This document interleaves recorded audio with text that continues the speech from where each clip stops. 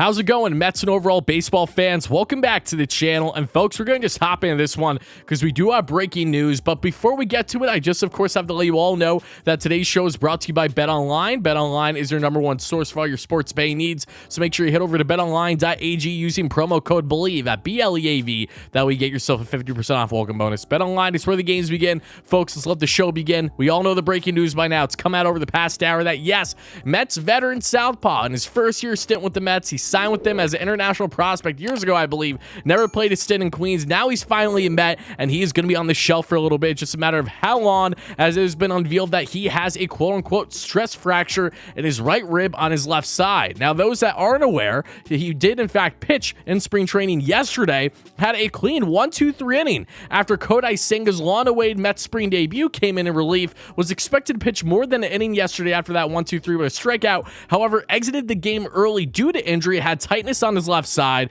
and this is a Jose Quintana that's been getting ramped up purposely with the expectation to be a starter for Team Colombia in the World Baseball Classic. Well, yesterday night, he posted on Instagram himself that, no, I'm not going to be participating, unfortunately, and we're trying to figure out what the issue is on my left side, and now the issue has been found here, that being that it is a stress fracture for his right rib on that left side. He's going to be getting further imaging in the next 24 to 48 hours there in New York to see how it's looking, and then if we find out further reports, we will surely discuss it then here on the channel in a separate video, live stream, whatever it may be. But I want to know your raw reactions in the comments below, folks, because this is certainly not ideal. Again, Quintana, who's coming off of a fabulous season, again, and one of his better seasons in a multitude of years. This time with the Pirates and the Cardinals last season, had a sub-3 ERA, looked really sharp, and Quintana has been a workhorse his entire career. So I don't want to see fans out there sit and say that, oh, of course this happens to Quintana. He's always been injury prone. No, he hasn't. The guy starts on average 30, 32 starts every single year in his career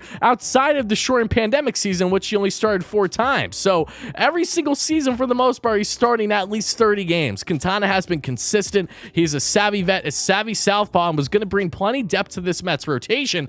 But now it looks like he's going to be on the shelf upwards of at least a couple months. We might not see this guy back until sometime in summer, unfortunately, given if you just do a quick Google search how these type of stress fractures usually take, especially for athletes. Again, it varies. It could be sooner, it could be later, and that's why we will reevaluate things further once we find out more information. But just raw reactions here is that, yes, this is beyond unfortunate, and yes, it sucks, especially when you look at the Mets having the oldest rotation in baseball. I'm not too shocked that this has happened, but it's still beyond unfortunate. That is the biggest thing here. However, there's one thing to look at. This is exactly why the Mets kept their depth and David Peterson and Tyler McGill. They didn't trade them for a reason, right? This is why you got to have quality starting pitching depth, because injuries are inevitable. Am I surprised that the Mets of all teams are now dealing with the significant injury to a rotation piece to start the year early in spring? No, it's the farthest thing from it. It feels like this happens every year. Just a matter of who's this going to happen to. David Peterson, who's currently only day-to-day dealing with a foot injury because he hit a comebacker came his way 2 starts ago. It hit his foot.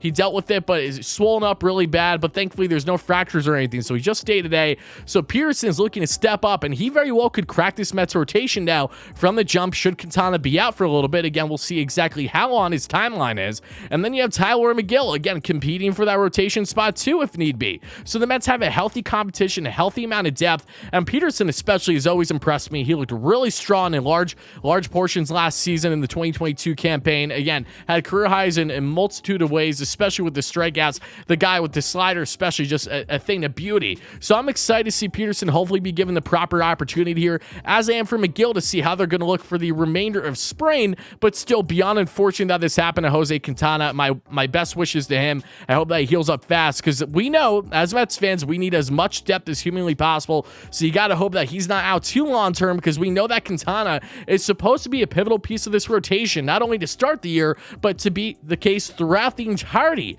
of the normal 162 season. So again, fingers crossed it's nothing too long-term or nothing too serious on Quintana's side, but until then, you know, we're going to just have to wait and see what happens. Peterson, McGill, it's now time for these guys to step up, take advantage of this opportunity, and hopefully make the most of it for at least one of them, with the assumption that one of them will crack the rotation to start the 2023 season. But Mets fans, I definitely want to know your thoughts in the comments below. How do you feel about this unfortunate breaking news that, yes, Jose Quintana looks like he's going to be out with injury for a little bit with a stress fracture, his right rib on his left side, and now it's to be determined how long exactly he's going to be out. Whatever your thoughts are, make sure to drop them down below. Also, apologies, I know I don't have him in any spring highlights here in the video. That's because outside of his 1-2-3 inning yesterday, he hasn't had any spring highlights, so just rolling the highlights from the 2022 campaign there to my side. So that's the reason why he's not in the Mets uni just yet that I'm showing highlights of. But whatever your thoughts are, drop them down below. And again, folks, if you found yourself enjoying this kind of Mets content and you want to see more consistent Mets content like this, again, we are the #1 post-game show on YouTube covering the New York Mets. We have for over a year now. We cover almost every single game throughout the normal 162, including spring training games. So if you like consistent Mets coverage after basically every single game, this is the place to be. If you like podcasts after every episode to recap and preview the upcoming series, this is the place to be for Bleav in Queens podcast. Myself, Anthony Recker, former Met, current MLB Network analyst, and Joe Sorallo. And if you guys like exclusive interviews, just a lot of fun and different type of diverse Mets content, I assure you this is the place to be in what is going to be a whirlwind of a hectic yet entertaining 2023 season. I hope you guys are a part of it. Thank you so much again for your endless support, and I'll talk to you again real soon. Let's go Mets, baby. Peace out.